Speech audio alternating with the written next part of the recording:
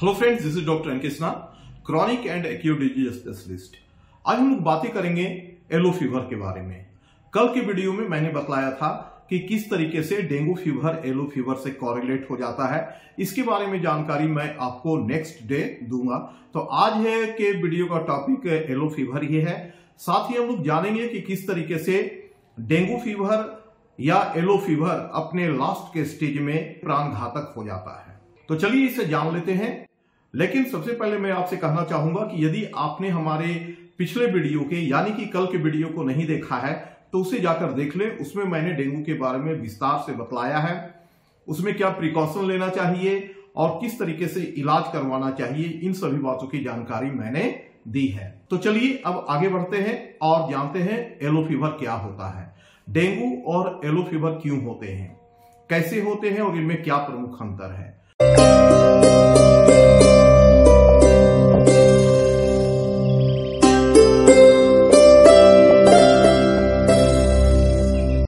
तो सबसे पहले हम लोग जान लेते हैं डेंगू और येलो फीवर होते कैसे हैं।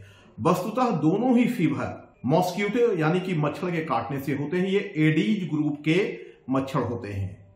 तो सबसे पहले तो मैं आपको कहना चाहूंगा कि आप इनसे बचना चाहते हैं तो रात को सोते वक्त मच्छरदानी का प्रयोग जरूर करें। ये एक बड़ा ही अच्छा साधन है इस तरह के रोग से बचने का। चलिए अब हम लोग आज के वीडियो के टॉपिक पर चर्चा करते हैं। डेंगू फीवर की तरह येलो फीवर में भी सेम सिम्टम्स होते हैं, यानी कि सर दर्द होना, बदन दर्द होना, कब्जियत का होना, भूख नहीं लगना, इंटेंस फीवर होना, ये सभी। इसमें क्या प्रमुख अंतर है इसे हम लोग अब जानते हैं।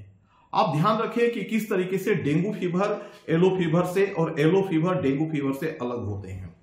तो इसमें जो प्रमुख अंतर है वो ये है कि डेंगू फीवर में ब्लड प्लेटलेट्स बहुत तेजी से गिरते हैं, जबकि येलो फीवर में ब्लड प्लेटलेट्स इतने तेजी से नहीं गिरते हैं। ये सामान्य भी हो सकते हैं। दूसरा अंतर है पेशेंट के स्किन का कलर का। डेंगू फीवर में पेशेंट के जो त्वचा होते हैं उसका रंग लाल होता है, आंखें लाल होती है, लेकिन इसके विपरीत येलो फीवर में पेशेंट के स्किन का कलर पीला हो जाता है, आंख की कलर पीली हो जाती है, पेशेंट को सीवियर जॉन्डिस हो जाता है। इसके बाद एक तीसरा अंतर होता है जो सामान्य तरीके से पेशेंट से पूछने पर ही पता चल जाता है, वो है दर्द का। डेंगू फीवर में जो पेन होता है ये दर्द शरीर के हर ज्वाइंट में होता है, सूजन कहीं कहीं होती है, ये लाल होते हैं। लेकिन येलो फीवर में ऐसा नहीं होता है। येलो फीवर में दर्द पेशेंट के पीठ में होती है और साथ में पैर में होते हैं। तो ये तीन अंतर आपको हमेशा याद रखना चाहिए, तभी आप इन सिम्टम्स के आधार पर येलो फीवर और डेंगू फीवर में अंतर कर पाएंगे। अब हम लोग बातें करते हैं इसके घातक अवस्था की। प्रारंभिक अवस्था में यदि सही तरीके से इसका इलाज हो जाता है तो 1 सप्ताह से लेकर 3 सप्ताह के अंदर ये रोग ठीक हो जाते हैं। लेकिन यहां पर मैं आपसे एक निवेदन करना चाहूंगा, आप किसी के कहने पर या ऑनलाइन देखकर कभी भी किसी प्रकार के दवा का प्रयोग ऐसी अवस्था में ना करें। इसके लिए आप डॉक्टर के पास जाएं, उन्हें बाकायदा तरीके से दिखलाएं, उनके कहे हुए टेस्ट को करवाएं, फिर उनके प्रिस्क्राइब की हुई दवा को उनके देख रेख में दें, तभी आप अपने आप को स्वस्थ कर पाएंगे। नहीं तो आगे चलकर जब ये घातक होते हैं तो उस समय ब्लीडिंग की सिम्टम्स आने लगती है। पेशेंट के नाक से, मुंह से, इंटरनल ऑर्गन से ब्लीडिंग होने लगता है। नाक और मुंह से जो ब्लीडिंग होते हैं ये रेड कलर के होते हैं। तो ये एक घातक अवस्था होती है। लेकिन यहां पर भी यदि सतर्कता सही तरीके से नहीं लिया जाता है, इलाज सही तरीके से नहीं कराया जाता है, तो ये ब्लीडिंग ब्लैक कलर के हो जाते हैं।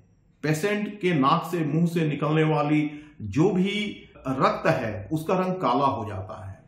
इसके साथ पेशेंट यदि उल्टी करते हैं तो उस वॉमिटिंग का कलर भी ब्लैक होता है। आगे चलकर इंटरनल ऑर्गन के फेल्यूर होने का खतरा आ जाता है और यदि ये परिस्थिति पहुंच जाती है तो इसकी अवधि मात्र 2 घंटे से 6 घंटे तक की होती है। उसके बाद पेशेंट कोलैप्स ही कर जाता है, उसे बचाया जा सकना असंभव हो जाता है। तो फ्रेंड्स याद रखें, जानकारी ही बचाव है और सिम्टम्स को जानना सबसे बेहतर चीज होता है। आप यदि लक्षणों को समझ रहे हैं तो आप आसानी से साधारण बुखार, डेंगू फीवर, येलो फीवर ये सब में डिफ्रेंशिएट कर पाएंगे, अंतर कर पाएंगे और आसानी से इसका इलाज करवा पाएंगे और खुद को या पेशेंट को बचा पाएंगे। आशा करता हूं ये जानकारी आपके लिए काफी लाभदायक होगी। स्वस्थ रहें और हमेशा नई नई जानकारियों को लेते रहें। याद रखें, जानकारी ही बचाव है। आपने इस वीडियो को देखा, इसके लिए धन्यवाद। फिर मिलते हैं अगले वीडियो में ऐसे ही इंफॉर्मेशन के साथ। Thanks for watching.